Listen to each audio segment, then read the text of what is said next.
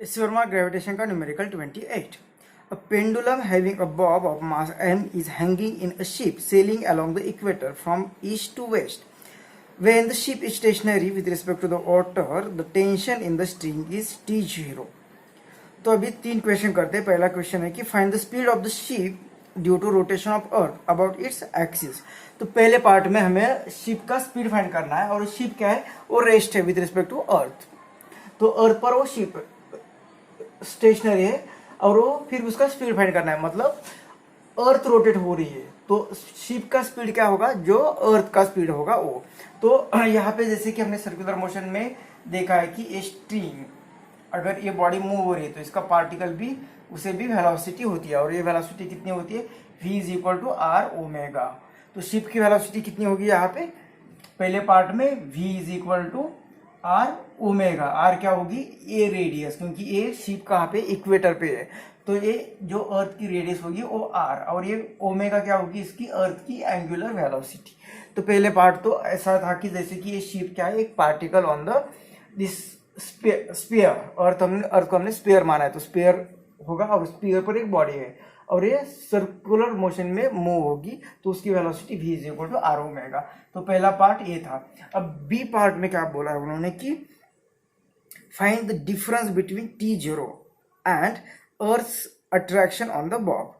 तो T0 तो हमें बोला है कि T0 क्या होगा, वो टेंशन होगा ऑन द बॉब, क्योंकि इस शिप में क्या है, एक पेंडुलम रखा हुआ है यहाँ पे और इस पेंडुलम के कारण इस स्ट्रिंग पर जो टेंशन आ जाएगा वो होगा T, that is equal to mg. और जब वो स्टेशनरी है, मतलब इस कंडीशन में, अब स्टेशनरी होगी तो, और हमें बोला है कि फोर्स ऑफ अट्रैक्शन और इसका डिफरेंस.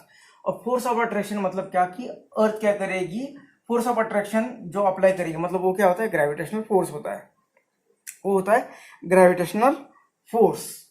तो वो ग्रेविटेशनल फोर्स कितना होगा, जितना उसका mg, ग्रेविटेशनल फोर्स कितना होगा mg. तो ये दोनों का डिफरेंस फाइंड करने के लिए बोला है हमें कि जब शिप स्टेशनरी रहेगी तो स्ट्रिंग पर जो टेंशन आएगा T0 वो कितना होगा mg. और mg माइनस, अब हमने पता है कि इस पर आउटवर्ड डायरेक्शन भी कितना फोर्स लगता है, आउटवर्ड डायरेक्शन में फोर्स लगता है mr omega square, mr omega square. पहले देखो ये बॉब था, ये बॉब का वेट डाउनवर्ड डायरेक्शन में mg, तो यहाँ पे टेंशन आ जाएगा T0. तो T0 आ रहा है इज इक्वल टू mg. लेकिन अर्थ के रोटेशन के कारण आउटवर्ड डायरेक्शन में जो सेंट्रीफ्यूगल फोर्स लग रहा है वो कितना लग रहा है mr ओमेगा स्क्वायर. मतलब जो रियल फोर्स होगा और ये अपैरेंट फोर्स, इनके बीच में जो डिफरेंस होगा, इनके बीच में जो डिफरेंस हो जाएगा वो रहेगा mr ओमेगा स्क्वायर. तो डिफरेंस पूछा इसलिए साइन हम नहीं ले रहे, हम mg माइनस T0 ये भी डिफरेंस ले सकते हैं. तो इसका डिफरेंस ये आएगा mr ओमेगा स्क्वायर. तो ये तो पार्ट बी हो गया. अब पार्ट सी में थोड़ा सा हमें सोचना पड़ेगा. अब सी पार्ट थोड़ा सा समझ के करना पड़ेगा. क्या दिया हुआ है, if the ship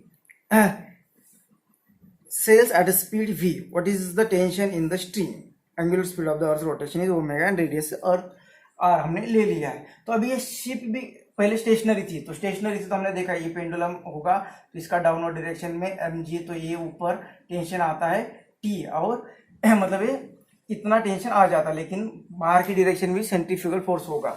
ship stationery है लेकिन अर्थ रोटेट हो रही है, इसलिए अर्थ के कारण यहाँ पे mr ओमेगा स्क्वायर आ रहा था.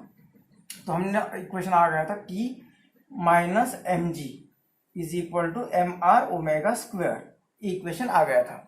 अब ये शिप भी मूव हो रही है, मतलब शिप का भी कुछ लीनियर वेलोसिटी होगी, तो ये कुछ अलग आने वाला है, इसे कुछ डैश नाम देते ओमेगा स्क्वायर. अब ये क्या है, ठीक है, इसका डैश नाम डैश देते तो अलग वेलोसिटी होगी. अभी ओमेगा क्या होती है, v is equal to r omega, मतलब ये क्या होगी v upon r, v is equal to r omega. तो v ओमेगा होता है v अपॉन आर. अब ये नई ओमेगा डैश है तो इसे हम v डैश लिखते हैं, ये डैश और ये ओमेगा डैश, इसका स्क्वायर, कुछ नई वेलोसिटी होगी. अभी नई वेलोसिटी कैसी है, ये थोड़ा सा इसमें कॉन्सेप्ट यूज करना है रिलेटिव वेलोसिटी का, क्योंकि जैसे ये स्पीड, इसका स्पीड है यहाँ पे v, मतलब ये सपोज यहाँ पे अर्थ और अर्थ पर ये शिप होगी। अब ये शिप का स्पीड है v, ये v स्पीड से चल रही है। वो कहाँ पे शिप? अर्थ पर। अर्थ मतलब वाटर पे, वाटर अर्थ का ही पार्ट होगा यहाँ पे, जो भी सी होगा वहां पे। तो ये अर्थ भी रोटेट हो रही है, मतलब अर्थ को भी लीनियर वेलोसिटी होगी, अर्थ भी थोड़ा सा आगे चली जाएगी। अब वो लीनियर वेलोसिटी मान रहे हैं क्योंकि वो अर्थ का जो रोटेशन होगा बहुत बड़ा होगा, उसका स्मॉल पार्ट मतलब वो लीनियर वेलोसिटी ही। तो ये भी आगे जा रही है, कितना? आर ओमेगा से। v इज इक्वल टू इसकी लीनियर वेलोसिटी आर ओमेगा, ये इसकी v डैश मान लेते हैं। तो इसकी वेलोसिटी क्या होगी? R omega. मतलब यहाँ पे रिजल्टेंट वेलोसिटी या velocity of ship, velocity of ship with respect to earth, with respect to earth कितनी आ जाएगी? तो ये शिप की वेलोसिटी v उन्होंने बताई है, और माइनस अर्थ की कितनी है? Linear velocity r omega. मतलब ये v डैश जो आएगा वो कितना आ जाएगा? v माइनस आर ओमेगा, और ए आर। तो इस तरह से ये टर्म आ जाएगी यहाँ पे। तो इसे ये थोड़ा सा सोचना है, ये आपको रिलेटिव वेलोसिटी इसका कॉन्सेप्ट यूज करके देखना पड़ेगा। तो फिर ये इसमें वैल्यू पुट करते हैं, t minus m g is equal to क्या? M r. अब ये इंपॉर्टेंट था ओमेगा डैश, तो ये ओमेगा डैश क्या लिखा हमने? इस तरह से, और इसे कैसे लिखा? इस तरह से। तो ये आ जाएगा v minus r omega upon r और इसका स्क्वायर। तो ये टर्म इस तरह से आ जाएगी। तो हमें क्वेश्चन में क्या पूछा था? डिफरेंस में टी पूछा होगा। तो डिफरेंस पूछा हमें कि टी फाइंड करो, find the tension, what is the tension in the string, string का टेंशन। तो एक्चुअली टेंशन कितना आता है, इस पर टेंशन कितना आ जाएगा? इस डायरेक्शन में mg फोर्स लगता है और इस डायरेक्शन में वो माइनस होता है mr ओमेगा स्क्वायर। तो t कितना आता था? t आता था mg फोर्स लगता था माइनस mr ओमेगा स्क्वायर। तो ये t is equal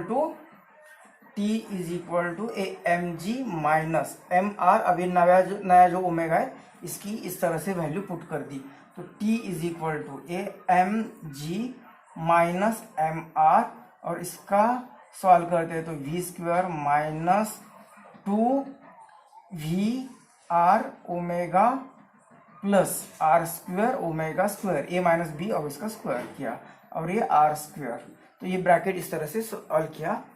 t is equal to a m g minus m r और ये v स्क्वायर अपॉन ये आर स्क्वायर, ये फिर minus minus plus m r ये डिवाइडेड बाय आर स्क्वायर तो है ही, और ये 2 फिर ये आर स्क्वायर v ओमेगा और माइनस प्लस माइनस m ये आर स्क्वायर ओमेगा स्क्वायर और ये आर स्क्वायर। तो चलो ये आर स्क्वायर गए इस आर स्क्वायर के लिए, ये आर स्क्वायर भी गया इस आर स्क्वायर के लिए, और ये आर गया इस आर के लिए। तो कितना क्या टर्म बाकी है? t is equal to a m g minus m r omega square, ये plus 2m v omega e term minus m v square upon r। तो a m g t is equal to m g minus m r omega square, ये पहला tension था जब stationery थी ये ship, तो इसे हमने T0 नाम दिया था। तो ये T0 प्लस ए 2m v ओमेगा, और ये टर्म क्या आएगी? माइनस करना पड़ेगा। तो ये m जो भी मास होगा उस बॉब का, वो तो बहुत ही कम होगा बॉब का मास। v स्पीड, शिप का स्पीड, शिप कितने स्पीड से चल सकती है? शिप का स्पीड हो सकता है 200 किलोमीटर पर आवर या 300 या 400 500, और r कितना है? रेडियस ऑफ अर्थ, वो होगा 6400 किलोमीटर, और ये कितना हो सकता है? v तो मैक्सिमम, तो ये बहुत ही कम आ रहा है, तो इसलिए थोड़ा सा नेगलेक्ट कर दिया, इसे नेगलेक्ट कर दिया, और इसलिए उन्होंने बोला कि ये जो होगा ये आंसर होगा, लेकिन ये आंसर अप्रोक्स आ जाएगा। तो इस तरह से कॉन्सेप्ट यहाँ पे यूज करना था कि रिलेटिव वेलोसिटी यहाँ पे किस तरह से यूज करनी है, रिलेटिव वेलोसिटी किस तरह से यूज करनी है।